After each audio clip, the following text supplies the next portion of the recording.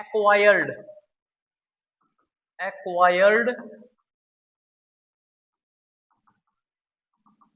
Immunity which is known as acquired immunity. Acquired immunity का basically मतलब है कि हमारी बॉडी खुद से रेस्पोंड नहीं कर रही, तो हमें बाहर से कुछ ना कुछ इनटेक करना पड़ेगा, चाहे वो प्रोटीन के रूप में हो, चाहे वो एंटीबॉडी के रूप में हो, चाहे वो स्टेरॉइड के रूप में हो, चाहे वो इंजेक्शन के रूप में हो, एनीथिंग जो हमारी बॉडी को बाहर से लेना पड़ता है होस्ट बॉडी को, ताकि क्या कर सके, वो पैथोजन को न्यूट्रलाइज कर सके। ऐसे इम्यूनिटी को हम एक्वायर्ड इम्यूनिटी कहते हैं। जैसे एक होस्ट बॉडी है, अगर किसी बैक्टीरिया ने उसको बाइट किया या उसको इन्फेक्ट किया, फर्स्ट टाइम जब इसको इन्फेक्ट किया, तो ये जो होस्ट बॉडी है, ये जो होस्ट बॉडी है, इसके द्वारा एक इम्यून रेस्पॉन्स निकलता है, जिस इम्यून रेस्पॉन्स को कहते हैं प्राइमरी इम्यून रेस्पॉन्स। क्या कहते हैं? Primary immune response. प्राइमरी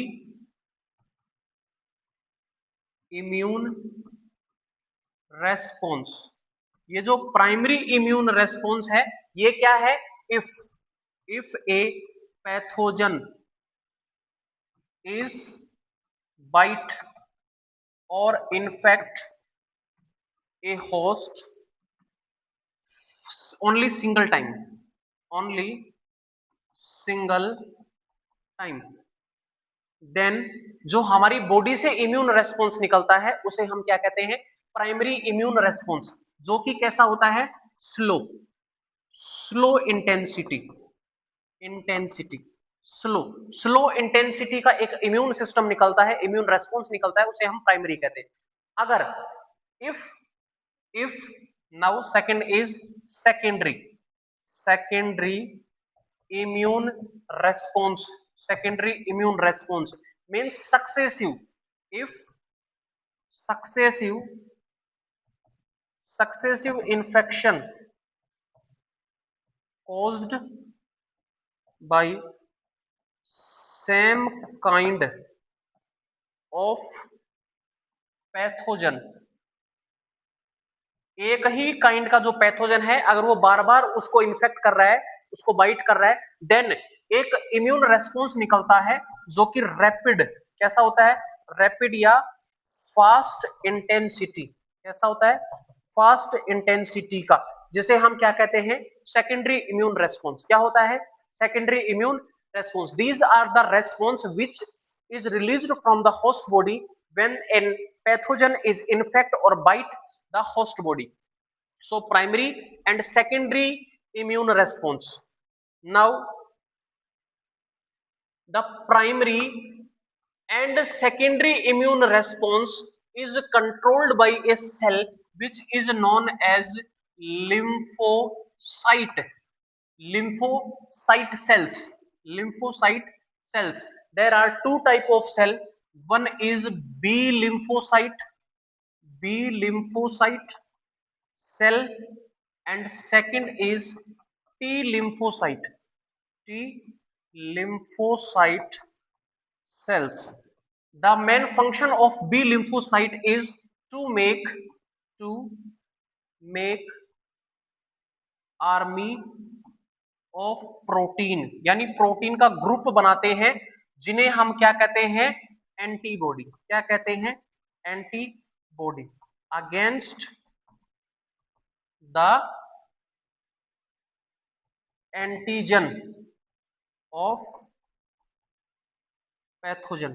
अगर कोई पैथोजन मेरी बॉडी में इंसर्ट होता है, तो जो उसका एंटीजन है उसके खिलाफ मेरी बॉडी क्या बनाती है? आर्मी ऑफ प्रोटीन बनाती है, यानी एंटीबॉडी बनाती है, जिसे हम बी लिम्फोसाइट कहते हैं। और जो टी लिम्फोसाइट है, it assist the B lymphocyte को असिस्ट करता है टू मेक प्रोटीन, यानी कि एंटीबॉडी जो बनता है उसमें हेल्प करता है, and it help in recognisation of foreign antigen, foreign antigen, जो फॉरेन एंटीजन है, जो बाहर का कोई एंटीजन है वो मेरी बॉडी में एक्सपोज किया है, उसको पहचानने का काम कौन करता है? T lymphocyte. और वो फिर किसको एड्रेस करता है? बी लिम्फोसाइट को, जो आर्मी ऑफ प्रोटीन बनाता है, जिसे हम एंटीबॉडी कहते हैं। और वो जो एंटीबॉडी है वो पैथोजन के एंटीजन के खिलाफ लड़ने का काम करता है, यानी उसको न्यूट्रलाइज करने का काम करता है। तो इस प्रकार से जो लिम्फोसाइट सेल्स है वो फंक्शन करते हैं। अब जो एंटीबॉडी है, जो एंटीबॉडी है, antibody is made up of 4 peptide chain, 4 peptide chain से मिलकर बनता है, जिनमें से 2 chain are heavy and 2 chain are light chain, and we represent the immune H2L2, means 2 chain are heavy chain and 2 chain are light chain, as we show in next paragraph and next video the diagram of immune यानी antibody का जो diagram है हम next video या next जो भी profile होगा उसमें देखेंगे। तो इसको किसके रूप में लिखते हैं? H2L2। अब जो एंटीबॉडी है वो किस किस रूप में होती है? जैसे IgA, IgG, IgM, IgE, these are the different type of antibody, these are the different type of antibody। जैसे IgE है, ये एलर्जी के लिए रेस्पॉन्सिबल है। किसके लिए?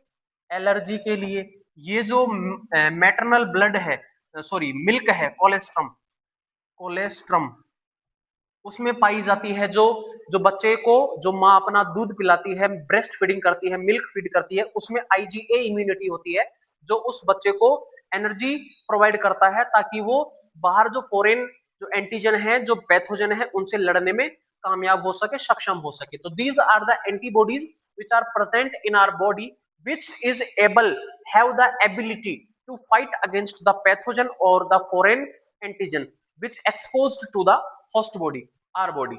okay,